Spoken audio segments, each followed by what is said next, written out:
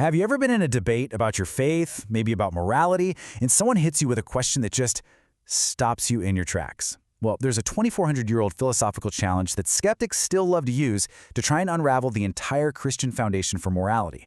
If you ever tried to defend what you believe, chances are you're going to run into it. So today, we're going to break it all down. And there it is, the Euthyphro dilemma.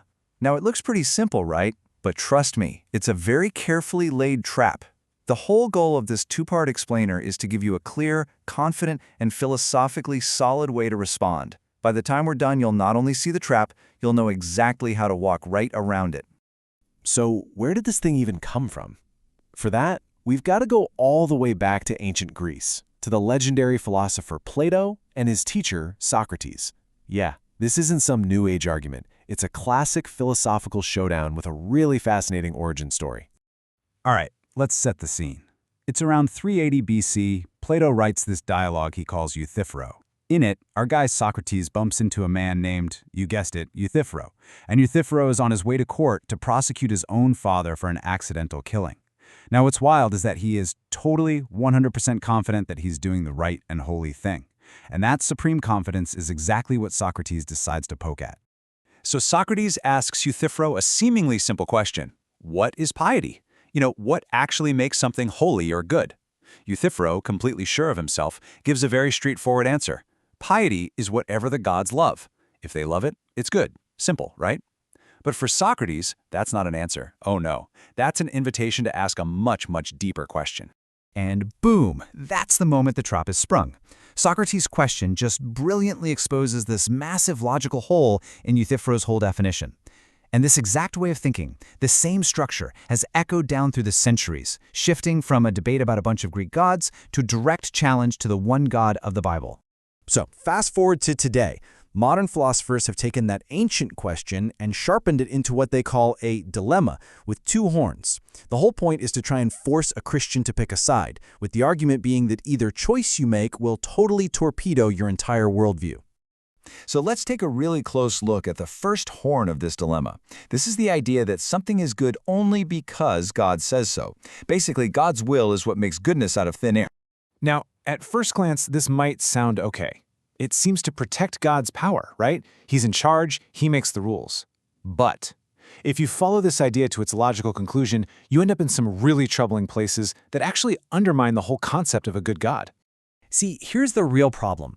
If God's commands are what create goodness, then goodness is completely arbitrary. Morality has no real foundation.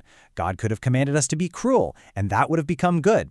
It also makes the statement God is good totally meaningless. All it means is that God does what God commands, which is just a circular statement that tells us nothing about his character. The 17th century philosopher Leibniz really nailed it. He said if goodness is just about raw power, whatever God decides to will, then there's nothing truly admirable or glorious or praiseworthy about God. A being who just makes up rules to suit himself isn't really worthy of worship. Okay, so horn one is a dead end. It just doesn't work. The skeptic then says, fine, then you have to pick the other option. So now let's see how the other side of this trap is built. This is horn 2, and in this version, God isn't inventing morality, he's just recognizing it. It's like he looks to some standard of goodness that exists outside of him, and then he commands us to follow it. He's not the author of the moral law, he's just its most powerful cheerleader. And for the Christian worldview, this option is just devastating. I mean, if there's a moral law that exists above God, then he isn't the ultimate being in the universe. He's not sovereign. Something else, this external standard of goodness, is actually superior to him.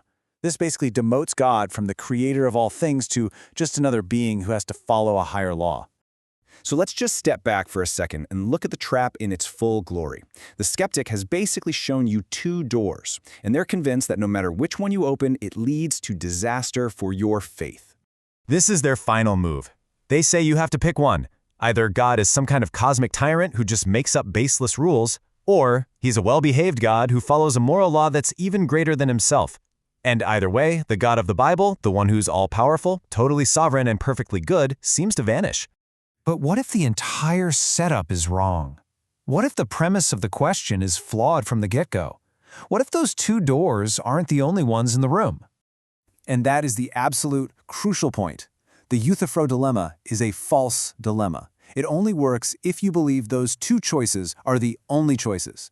But the truth is, there's a third option, an option that solves the entire problem. So what is this third way? How can we possibly escape both the problem of an arbitrary morality and the problem of a God who isn't even ultimate? How do we show that God isn't subject to a moral standard and he doesn't just invent it on a whim, but that he is the standard of goodness itself? Well, that is exactly what we are going to unpack in part 2 of this explainer.